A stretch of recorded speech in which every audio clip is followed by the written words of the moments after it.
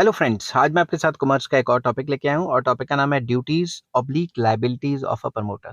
जो प्रमोटर्स हैं उनकी जो है ड्यूटीज क्या होती हैं, लायबिलिटीज क्या होती हैं, वो डिस्कस करेंगे। इससे पिछली वीडियो में मैंने बताया था प्रमोटर क्या होता है और प्रमोटर का रोल क्या है, टाइप्स ऑफ प्रमोटर्स, उनके भी लिंक आपको डिस्क्रिप्शन में मिल जाएंगे। चलिए शुरू करते हैं। फॉलोइंग आर सम ड्यूटीज और liabilities of a promoter. Number one, to disclose all या full details of the nature and extent of money taken by him in the process of promotion. Promotion के time पे उसने कहाँ कहाँ से पैसा इकट्ठा किया, उसका पूरा डिटेल देना जरूरी है। To deposit all money received on the behalf of company in the company's bank account.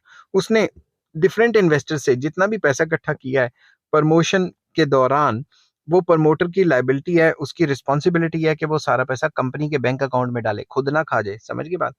To refrain from selling his own property to company at unreasonable high prices. ऐसा बिल्कुल ना करे कि कंपनी को अपनी प्रॉपर्टी डबल ट्रिपल रेट पे बेच दे। समझ के बाद खुद भी प्रॉफिट कमा ले, ऐसा नहीं होना चाहिए। To exercise due care and intelligence in the work of promotion. Promotion के काम में प्रमोटर जो ड्यू केयर एंड इंटेलिजेंस जो है उसका सहारा ले। ऐसे ना कहे जी मुझे तो पता ही नहीं था, गलती होगी, इस टाइप का कुछ ना करे कि लोगों को या इन्वेस्टर्स को बेवकूफ बनाने के लिए कोई ऐसा उल्टा पुल्टा काम ना करे। ठीक है।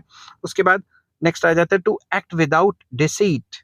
डिसाइट बेसिकली होता है या मिसफियंस होता है, चालाक ना बने, धोखेधड़ी ना दे, ठीक है, या breach of trust towards the company, ऐसा कोई गलत काम ना करे। समझ की बात? उसके बाद the to surrender any secret profits made to the company. अगर कंपनी को कोई भी सीक्रेट प्रॉफिट हुए हैं वो अपनी जेब में ना डाले, कंपनी को डिपॉजिट कराए। ठीक है। To be personally liable for preliminary contracts till these contracts are approved by the company. जब तक ये कंपनी जो कॉन्ट्रैक्ट्स हैं वो अप्रूव नहीं कर देती, तब तक जो भी उसने कॉन्ट्रैक्ट बनाए हैं उसके लिए वो खुद ही लायबल रहे। To pay compensation to those who have invested money in the company on the basis of untrue statements और मिसरिप्रेजेंटेशन इन द प्रोस्पेक्टस। अगर उसने प्रोस्पेक्टस में मतलब अपनी कंपनी की बहुत बढ़ाई चढ़ाई कर दी, उस प्रोस्पेक्टस को देख के इन्वेस्टर ने पैसा इन्वेस्ट कर दिया और एक्चुअल में कोई और ही सीन चल रहा था कंपनी के अंदर, तो जो भी लॉस हुआ इन्वेस्टर्स को वो उसे ही कंपनसेट करना पड़ेगा। To be liable for failure to comply with legal formalities. अगर कंपनी ने कोई भी लीगल फॉर्मेलिटीज को फॉलो नहीं किया तो भाई उसी के ऊपर एक्शन होगा। To make good any loss caused to the company on account of negligence and breach of trust. अगर उसने कोई भी गलत काम कर दिया या अपनी नेग्लिजेंस कर ली और कंपनी को लॉस हो गया तो उसका लॉस की भरपाई उसी को ही करनी पड़ेगी। समझ गई बात?